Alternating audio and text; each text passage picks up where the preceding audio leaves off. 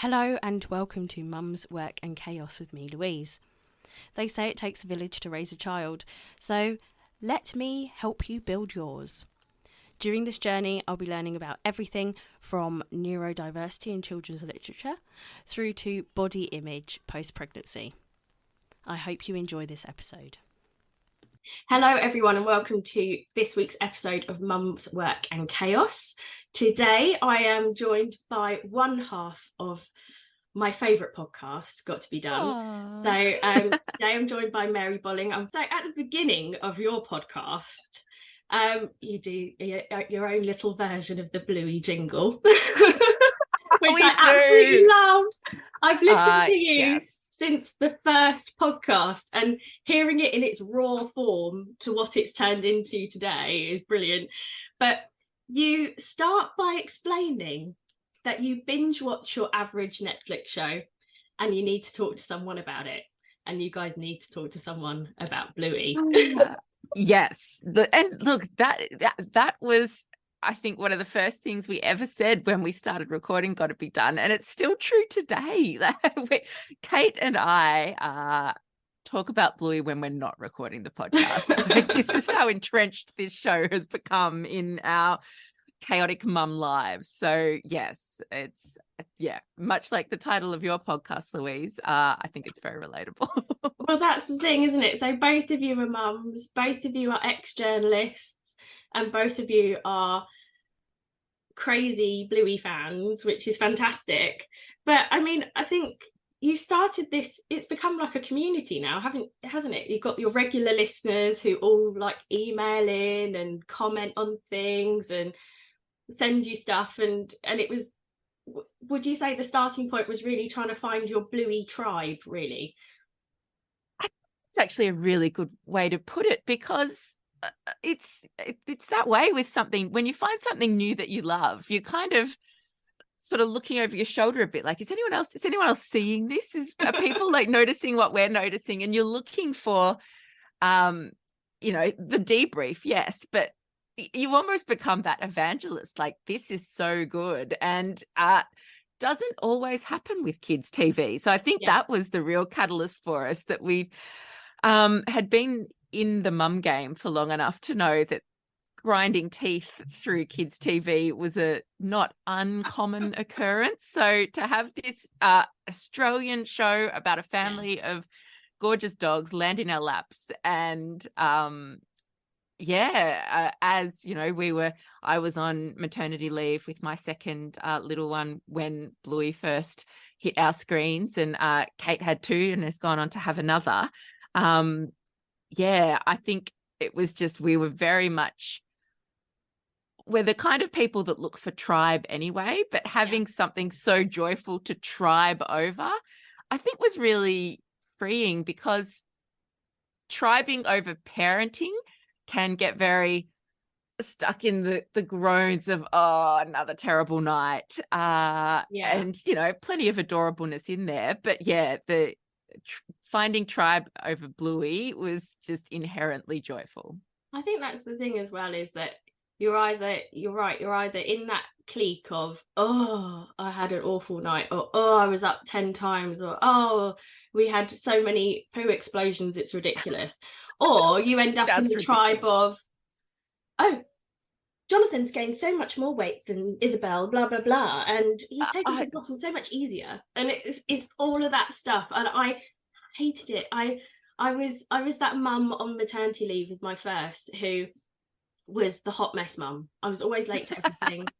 I was the one who turned up in the biker jacket and the ripped jeans, and the half my face done, because that was all I could manage, and the others, I just felt like I didn't quite fit in. They were all the NCT mums who were all like, they'd already formed those friendships, and I turned up to classes and I wouldn't know anyone. And so, my kid was always the one who wanted to feed halfway through and then nap. I didn't miss half the class. So it was just like, how did they time it so perfectly?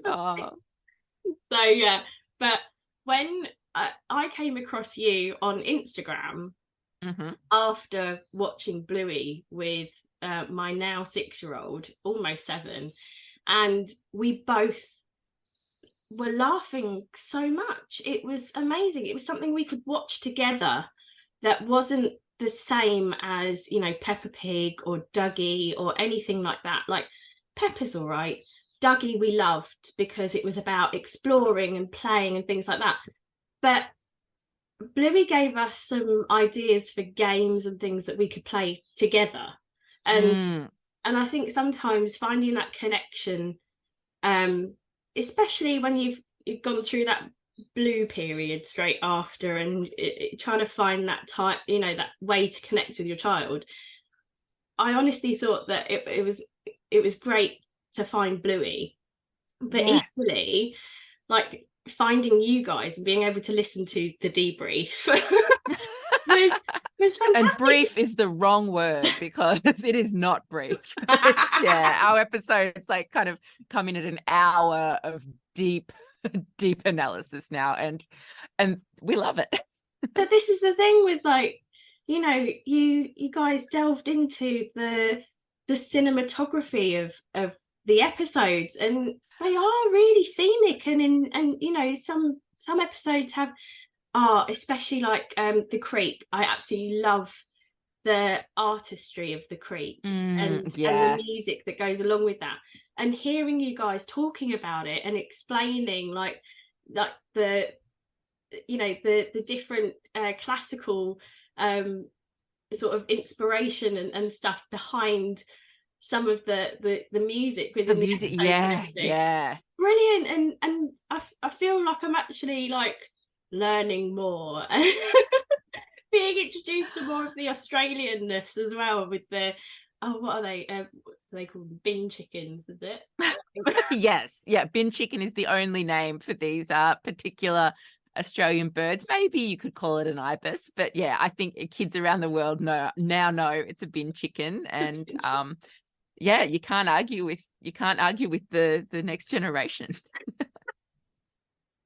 But you guys have, you know, as well as delving into the episodes and giving your own analysis, have been really fortunate to now have that in with Ludo, haven't you, the creators of Bluey? And so you've actually spoken to the likes of Joe Brum, the creator of Bluey, as well as Josh Bush, and you recently had Jazz Darcy on as well, didn't you? So yeah, and look, it's not something we ever set out to do. Like, when we started recapping, we did it because we were two mums with not much time on our hands, but enough to know this was something we wanted to do. And it was very much a just dive in and see where it takes us. But I think we were lucky in that no one else was doing it at that point. Like, Bluey hadn't even had much press. So when we sort of popped our little heads above the parapet with our, underwhelming mic technique and just, raging enthusiasm and children vomiting their interruptions into our laps. I think I think we popped onto the radar at Ludo pretty quickly. And it's quite obvious that while the 7 minutes of Bluey is so polished, so much thought goes into it, weeks and weeks and weeks of animation and music composition and even the sound design capturing the birds in the background of Brisbane. And they are, I would say, they're all very have a very perfectionist approach. They want to put out the best quality piece of television they can, which is not always the case, again, for children's TV. That our podcast was almost the opposite of that. But I like to think it was more in line with the chaos that Bandit and Chili experience in most every episode. That I think we weren't necessarily intentionally going for that chaos, but that's where it landed. And I think, look, I wouldn't say Ludo took pity on us. That might actually be the case now that I say it out loud. But it was lovely that, Joe Brum was so generous. Like, we've chatted to him 3 times now as different series of dropped of Bluey, and Yeah. really, like, I feel like that could just, we could check in every 6 months and have just a laundry list of questions a mile long to ask, because every new episode of Bluey that comes along, but also even just on rewatching, more questions pop up. It really does. There's so much in the parenting and the play and the pop culture references and just the philosophy that really, I don't think we realized it when we started, but yes, it's lucky we have nothing but airtime to discuss it in. It's funny that you mentioned the philosophy as well around it, because there's a lot in, especially when they're at kindy with Calypso. There's all those references to the gnomes and everything as well, isn't there? And so that's a Steinman reference, isn't it? Well, yeah, and look, that's what we kind of deduced, and a lot of the theories we come up with, I should say, as well, Louise, it's not as though we're fact checking them with anyone.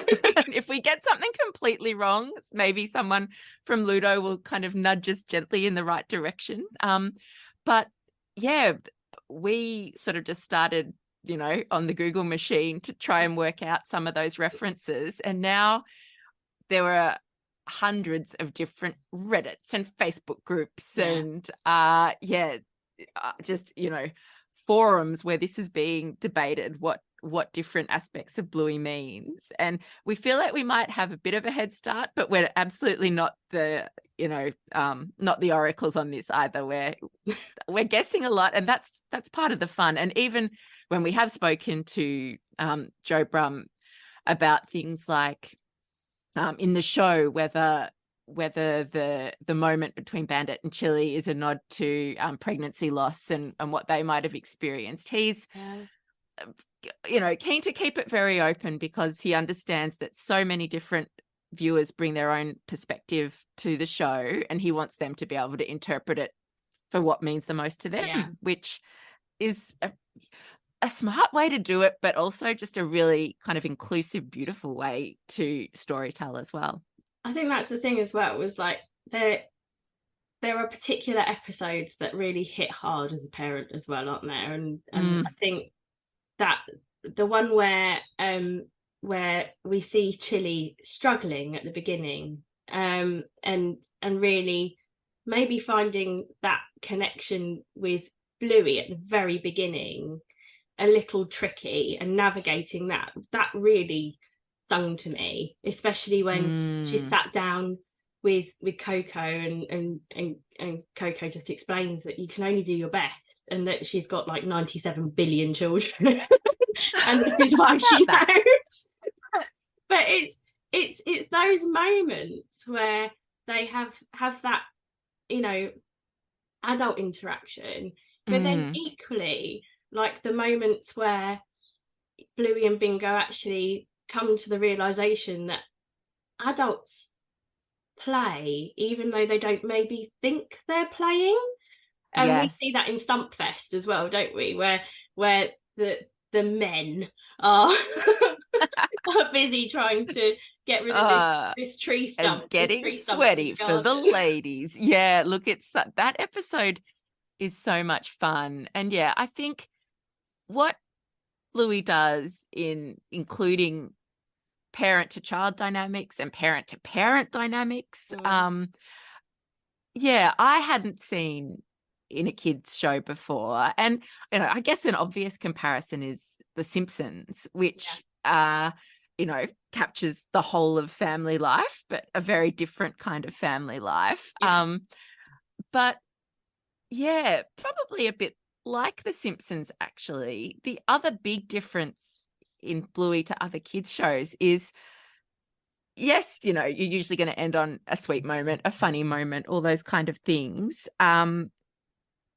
But it also doesn't shy away from the fact that life is not all sweet, funny, saccharine. And, it highlights the Bingo in hospital, the challenges people have in life. And that's what makes it those are the things that people really relate to as well. And, you know, not always as dramatic as that. Just a sleepless night can be pretty full on and traumatic when you're in the front lines of, you know, early childhood. So yeah, to acknowledge that it's hard.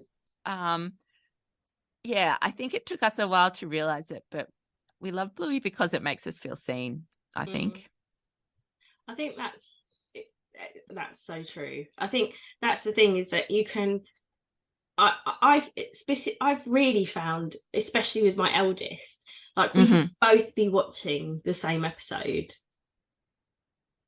but both be watching something completely different. Oh, so true. Yes. Like, I'm paying attention to what's happening with Chili and Bandit, and the way they interact with their kids, and she's seeing that she can play, you know, hot lava, or she can play grannies, or something like that, and or come up with ideas for games we can play together.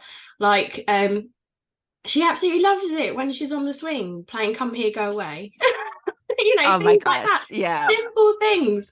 And this literally ends up being a 5-minute game, but it's something that she can relate to, something funny she's watched and recreate in real life. And she absolutely loves that. And it's not like, you know, jarring for us. Oh, it's not forced, is it? Yeah, it's completely natural that, of course, they're kind of mimicking these adorable dogs that they see on the screen. But because the play of the healers, I feel, can go in any direction and get so chaotic, it kind of gives the kids license to take it in any direction as well. Like, you couldn't just recreate a game you see on Bluey, because it, you know, it gets so wild that you've really just got to make it wild yourself, and that's what kids are going to do anyway. But yeah, it's kind of the license to chaos. I think another thing that we probably took away as adults, both me and my husband, was that, you know, the chaos only lasts a short time. When they're playing, they'll have this in the episode or in your life. Yeah, exactly. And it's kind of like, you just got to let them get on with it. You know, don't have a go at them, don't interrupt the play, let the play continue and fizzle out on its own, and then it's tidy up time. But yeah, you know, it's just one of those things. I think it's definitely made all of us a bit more patient as well. And I think, you know, we're both busy parents, but we both work from home. So like during the summer holidays, during half term, breaks from school, we're always here. And so, you know, it means that they can be getting on with stuff. We take turns to work and things like that as well. And it means that I feel like being at home means we have a bit more freedom as a family as well.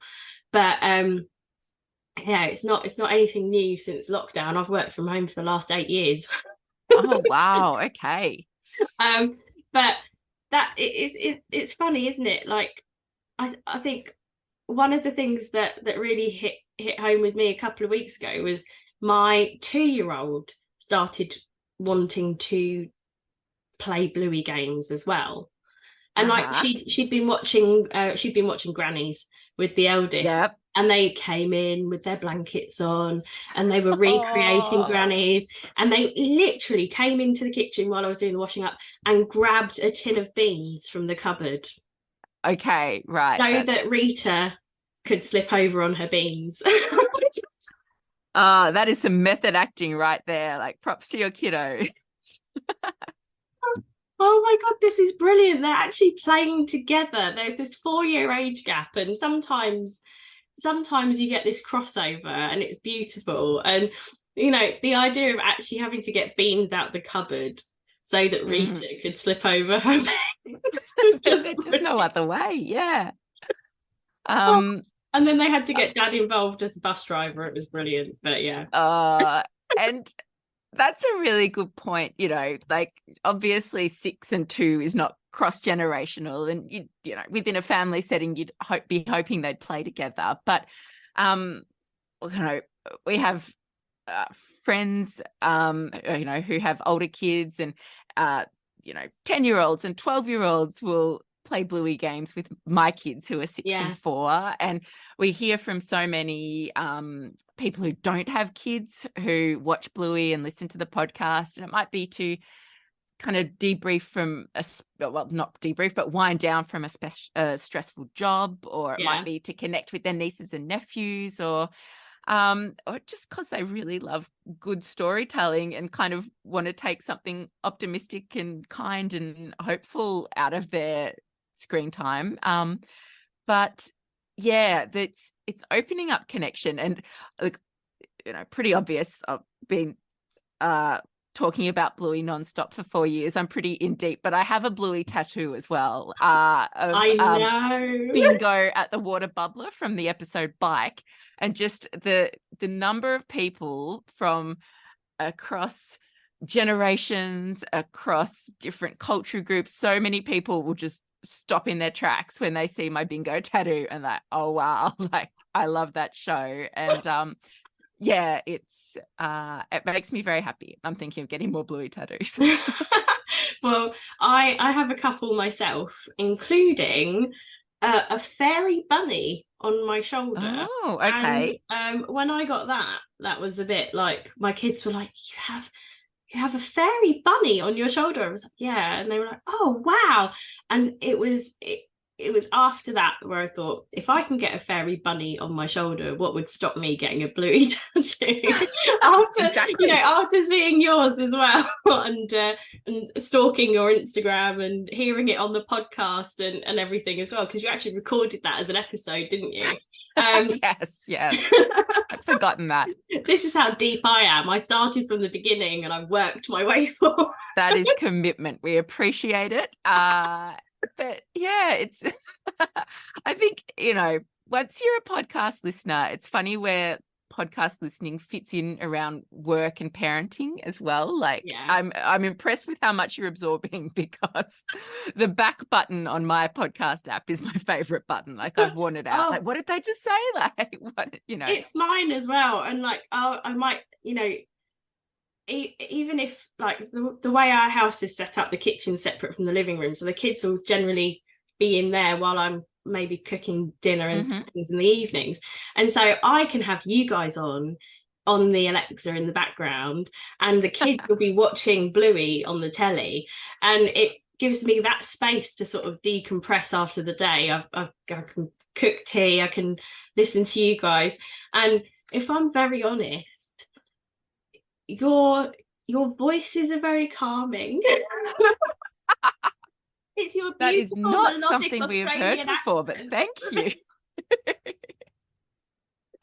it's like it's become sort of like a bit of a comfort blanket for me. I can recap the episodes. I feel like I'm with friends talking about, like, oh yeah, I did notice all the tennis balls.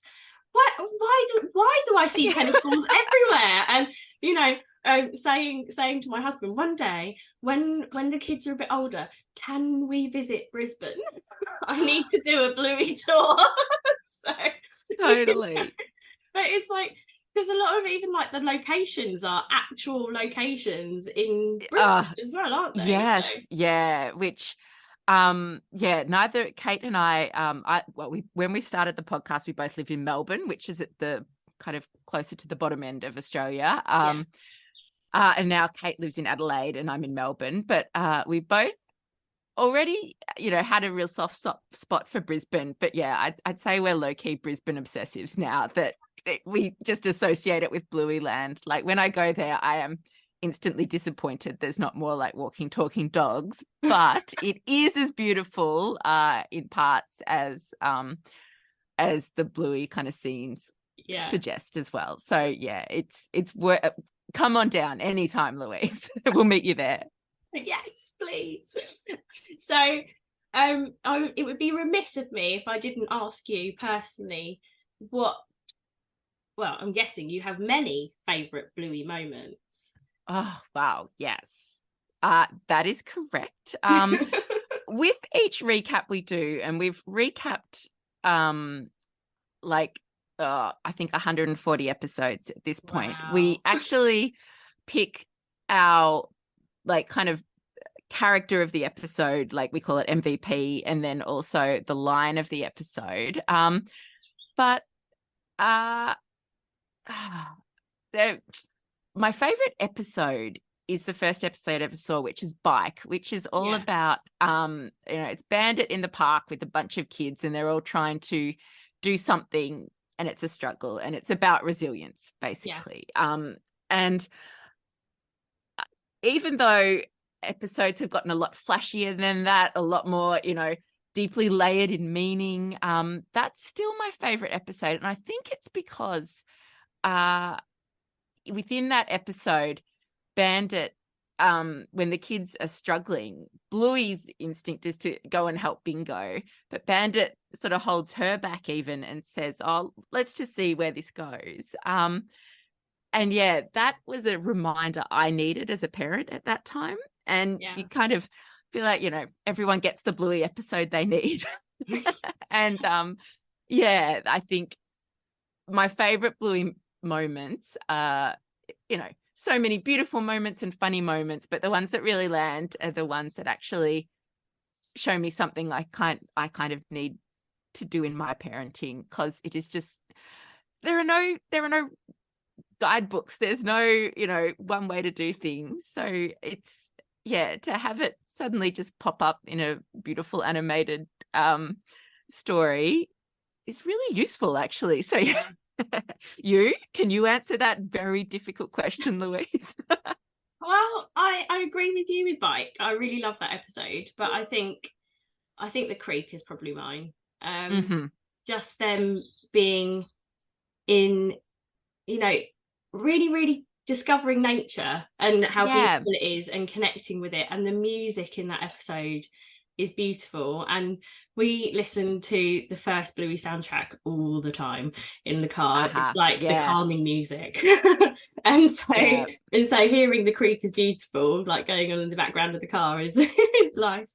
But I think, with Bike as well, for me, that really helped me with my second as well, because instead of jumping in, and the same with my eldest, she liked to jump in and show her what to do, allowing her to just sort of get on with it. And I think that's made her and the youngest a lot more independent as well. And it's sort of like a gentle nudge in the right direction, isn't it? That, they're a lot more able and resilient than you actually think they are.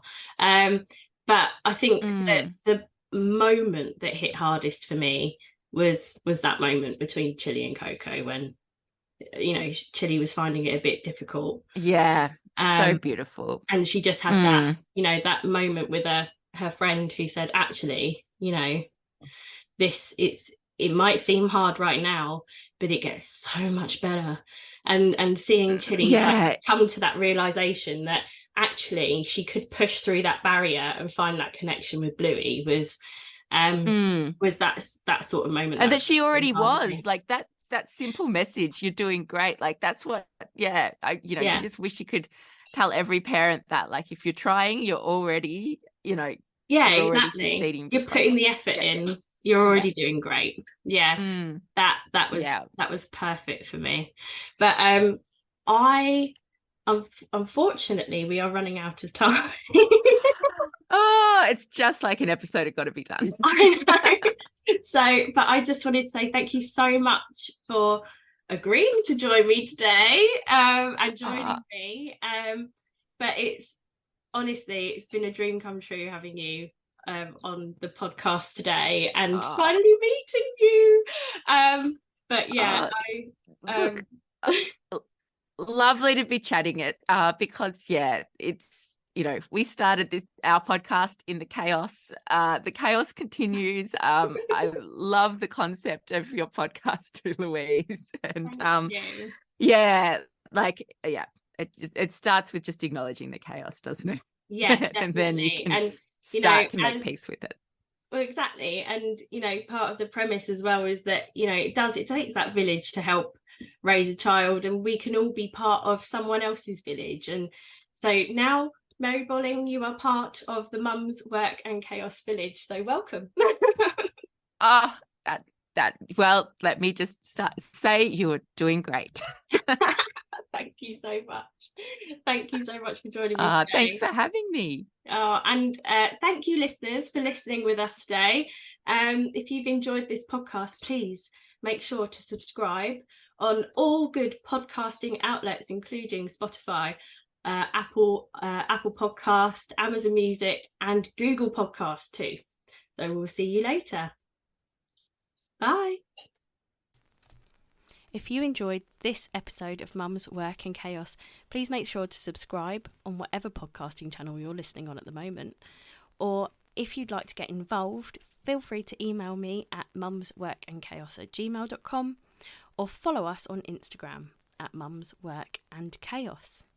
See you then.